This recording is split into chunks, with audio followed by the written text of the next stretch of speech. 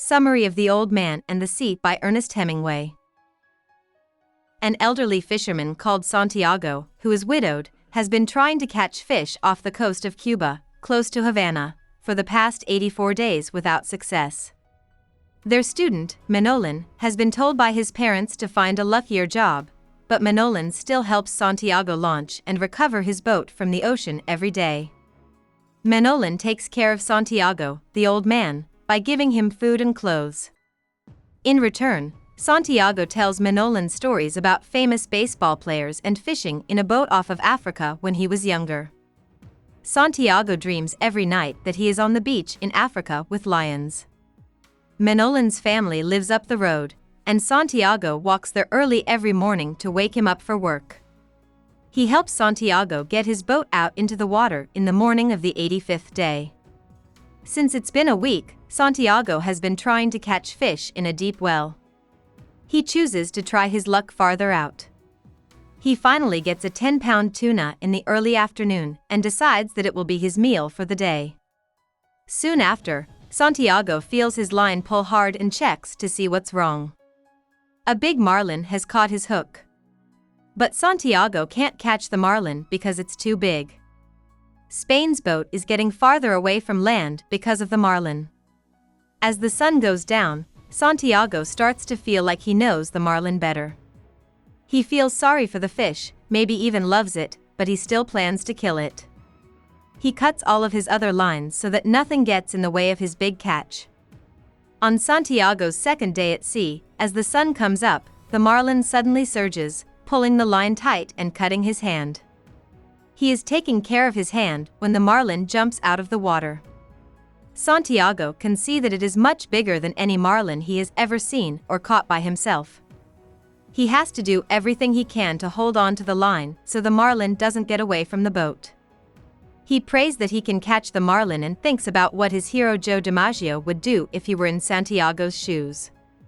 On Santiago's second day at sea, as night falls, he throws out a small line and gets a dolphin to eat.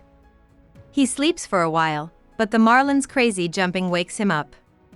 Santiago is still hanging on to the line, even though it's been hurting his hand for a while. The marlin gets tired and starts to circle the boat as Santiago gets weaker from not getting enough sleep. Last but not least, Santiago uses all his strength to spear the marlin and kill it. The marlin is tied to the side of Santiago's boat, and he starts to sail back toward Cuba. But on the way home, on his third day at sea, sharks attack the boat and tear the marlin's meat apart.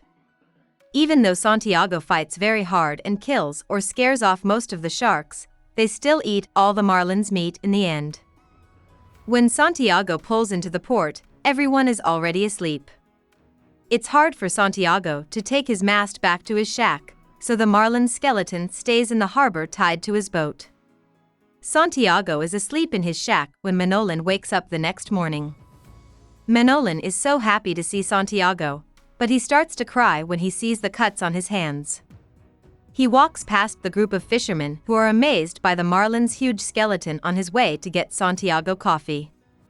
Manolin tells Santiago that he's going to go fishing with him again, no matter what his parents say. While this is going on, a group of tourists looks at the marlin's skeleton and thinks it's a shark.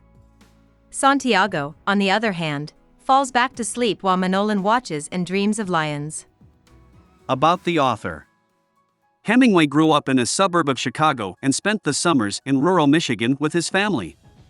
He got a job working for the Kansas City Star after high school, but he quit after only 6 months to join the Red Cross Ambulance Corps during World War I. There, he was hurt and given the Silver Medal of Military Valor.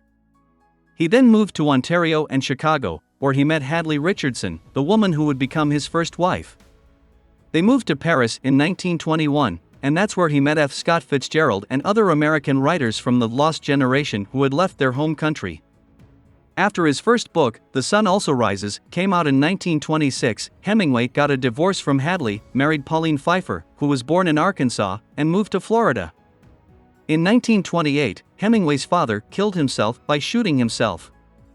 Hemingway went to Spain during the Spanish Civil War to work as a war reporter. It was this job that gave him the ideas for his famous book For Whom the Bell Tolls, which came out in 1939. After it came out, he met Martha Gellhorn, who would become his third wife. Hemingway married his fourth and last wife, Mary Hemingway, in 1946. They lived in Cuba for the next 14 years. Hemingway killed himself in 1961. Hope we summarized it fully and you liked it. Please hit the like button and subscribe to our channel so that we are motivated to create more videos.